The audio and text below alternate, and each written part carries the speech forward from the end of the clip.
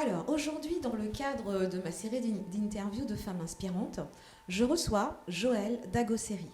Alors, Joëlle est une ancienne timide qui coach les timides, mais Joëlle est aussi chroniqueuse dans l'émission Les Grandes Gueules sur RMC, donc l'émission télé et radio.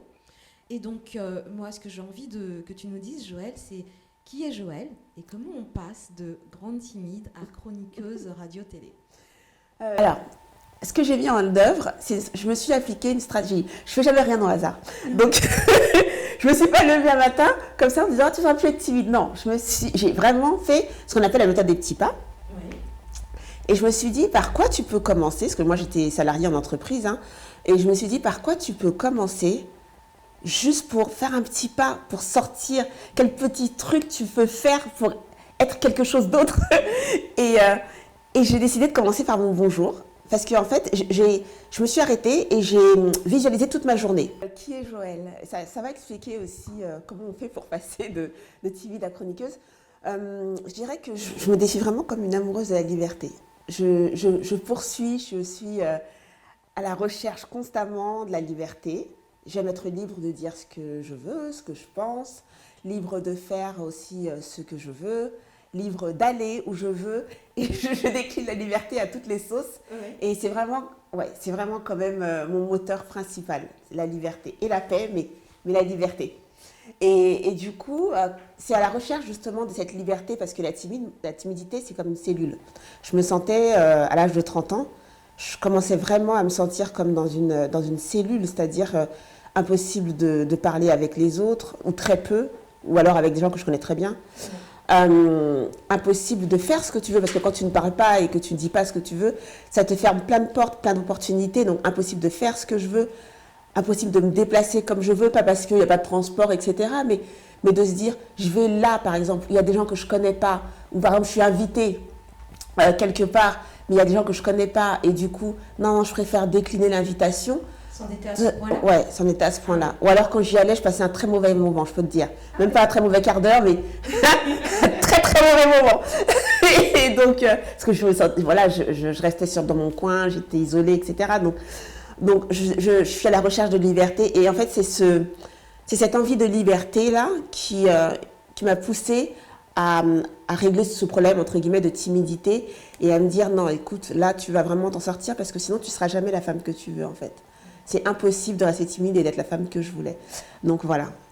Et donc aujourd'hui, est-ce que tu peux nous dire ce que ça t'a apporté justement de te débarrasser de cette timidité qui te bloquait, qui t'empêchait de t'exprimer, de réaliser tes rêves, et peut-être deux petits trucs, je ne vais pas te dire de dévoiler tous tes secrets puisque tu coaches et tu accompagnes les autres à devenir maintenant des personnes sans timidité, mais qu'est-ce que tu as mis en œuvre un petit peu, donc, teasing, et qu'est-ce que ça t'apporte aujourd'hui de ne plus être timide?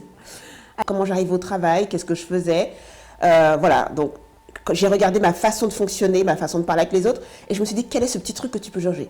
Tu vas pas aller demain venir taper dans le dos des gens comme les autres. Alors ça va toi? Non. C'est pas toi. Aujourd'hui c'est moi, mais c'était pas moi. Et du coup je me suis dit, quel est ce petit truc? Et je me suis dit, bah ton bonjour. T'as vu comment tu dis bonjour? Le bonjour il est bas, il est fuyant, il est les yeux baissés, il est pas personnalisé. Enfin plus vite tu l'expédies, mieux tu te sens. Pas parce que t'es mal poli, mais parce que t'as juste peur des autres en fait. T'as peur qu'on te regarde, etc. Et j'ai changé mon bonjour. J'ai décidé qu'il serait plus clair, plus audible, plus joyeux aussi, parce qu'en réalité, je suis une personne très joyeuse. Et du coup, oui, ça se voit, c'est du coup, je me suis dit, c'est ça que tu vas changer. Et donc, je suis arrivée un matin d'entreprise et tout, et j'ai commencé à dire bonjour. Et c'est vrai que ça a fait bizarre avec les collègues, et à moi aussi, de m'entendre faire ça, je me suis trouvée ridicule. Parce que très souvent, les timides, ils se trouvent ridicules à parler. Mais je me suis dit, tu vas persévérer et tu vas le refaire jusqu'à ce que ce soit naturel pour toi, et que aussi, dans le regard des autres, de mes collègues par exemple, ce soit plus qu'est-ce qui lui arrive. Voilà. Et donc j'ai reproduit ça. J'ai rien fait d'autre, mais quand je te dis rien fait d'autre, pendant 2 semaines au moins, j'arrivais, je faisais ça. Et le reste du temps, je m'autorisais à être la timide que j'étais, c'est-à-dire pas vraiment aller vers les autres. Mais le bonjour, il a tout changé. Excuse-moi, oui. Est-ce que tu dirais que justement, ce bonjour t'a montré un autre visage de toi, t'as envoyé une carrément. autre image de toi, plus de confiance en toi pour pouvoir aller vers d'autres choses, d'autres changements. Carrément, mais le fait de m'entendre dire ça, le fait de me dire c'est toi qui fais ça, c'était déjà énorme pour moi. Donc ça m'a aidé à avoir une autre image et aussi ça a débloqué les autres parce que quand on est timide, on met une barrière entre nous et les autres et donc ils venaient plus vers moi. Ils ont commencé à m'inviter à venir à déjeuner. Joël, va tiens, on va faire ça, tu viens et tout. Et au début c'était dur, je me disais bon allez vas-y, mais au moins ils venaient quoi. Ouais. Et moi c'était plus facile pour moi, c'est vrai, que les gens viennent vers moi que moi j'aille vers les autres. Donc ça m'a un petit peu arrangé. Mais c'était mon et moi ce que je conseillerais c'est regarder la chose que vous pouvez faire même si c'est rien et faites-le et reproduisez-le 1000 fois jusqu'à ce que ça devienne un automatique, jusqu'à ce que ça devienne vous. Voilà. Et après les choses vont s'enclencher naturellement. Et du coup, parce que là, d'ancienne timide qui a dû trouver une stratégie pour dire bonjour à ses collègues, aujourd'hui tu dis bonjour à des milliers d'auditeurs tous les matins dans les grandes gueules sur RMC. Alors raconte-nous, il y a presque 2 millions. Presque 2 millions. Donc il y a quand même eu un gap. Comment es-tu passé du bonjour aux collègues le matin au bonjour aux millions d'auditeurs? C'est plein de choses, mais pour résumer, après le bonjour, effectivement, j'ai commencé à parler plus avec les autres, à sortir aussi avec les autres.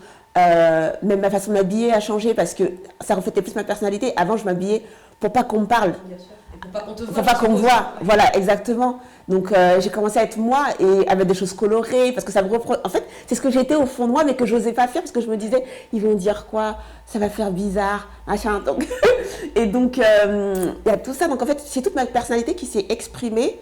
Et des opportunités aussi de travail, parce que ce qui était très important pour moi, c'est que la timidité m'empêchait d'évoluer professionnellement. C'est-à-dire qu'à l'époque, je faisais beaucoup d'intérim, beaucoup de petits contrats, et jamais c'était pérennisé. Pas parce que je travaillais mal, mais parce qu'on ne se projetait pas avec moi dans une équipe. Enfin voilà, c'était... Est-ce que tu dirais qu'on ne te voyait même pas? Tu étais presque...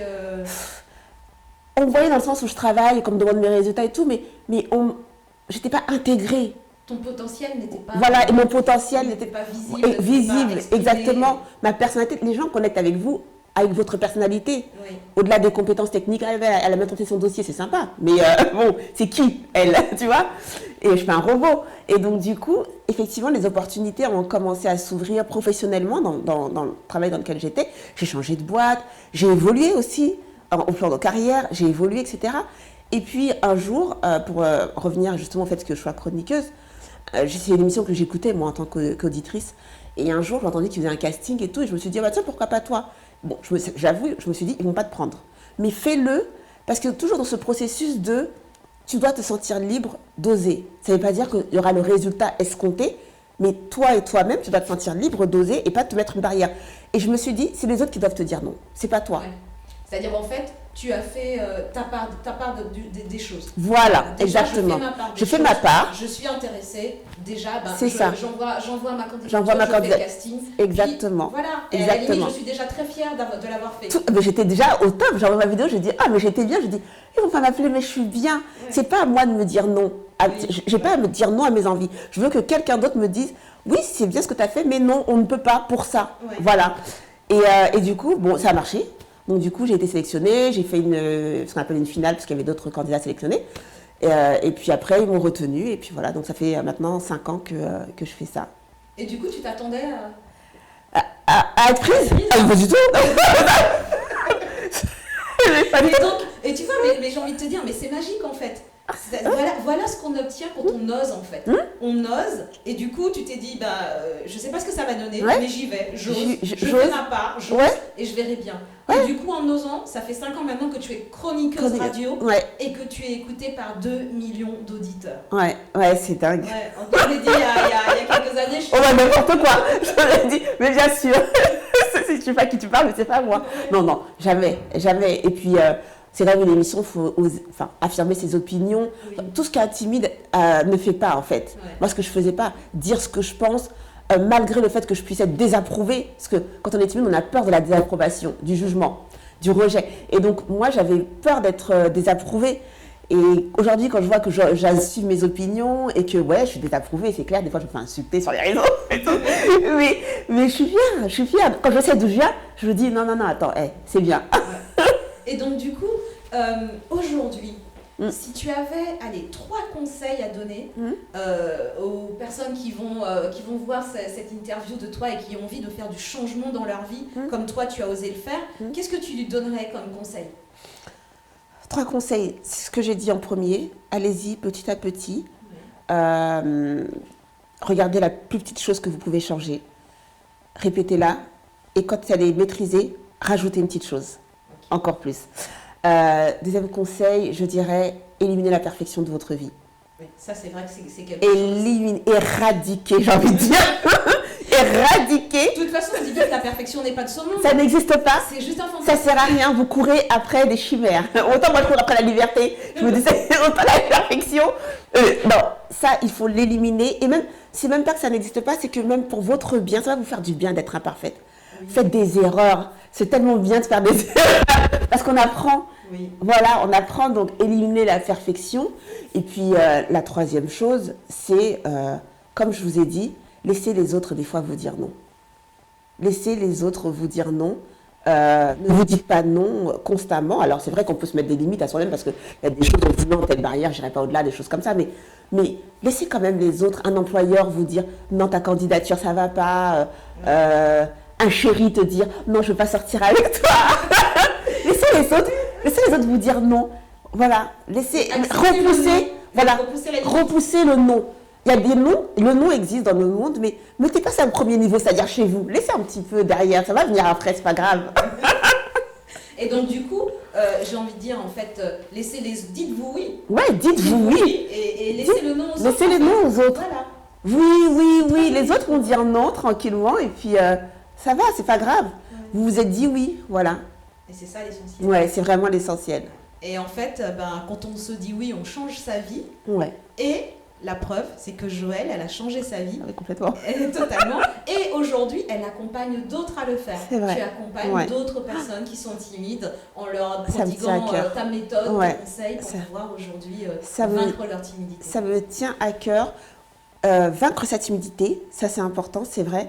Mais au-delà de ça, je les accompagne à récupérer leur vie. Parce qu'en fait, moi j'ai récupéré ma vie. En fait, c'est la vie, entre guillemets, qui m'attendait et que j'allais pas saisir parce que j'étais timide. Et quand on enlève la timidité, c'est vrai, on parle avec les autres et c'est bien, mais c'est pas le premier, c'est pas le seul but en fait. C'est vraiment de récupérer sa vie, c'est-à-dire tout ce qui va avec le fait de connecter avec les autres, de parler, les opportunités, évoluer, être épanoui, le bien-être, rire, enfin les trucs bêtes, m'habiller comme je veux.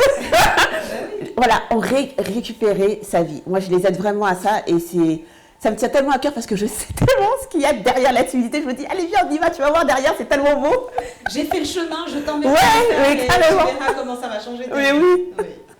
Eh ben Joëlle, vraiment, je te remercie pour cette pétillante interview. Je t'en prie. Voilà, ça a été vraiment un délice. Et puis, si vous voulez travailler avec Joëlle, vous avez toutes ses coordonnées sous la vidéo, vous pourrez la contacter.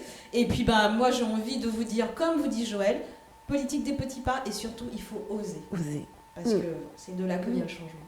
N'est-ce pas ? C'est vrai. Tout à fait. Je n'aurais pas dit mieux. Merci Joëlle. Merci à toi, Ariel. À bientôt.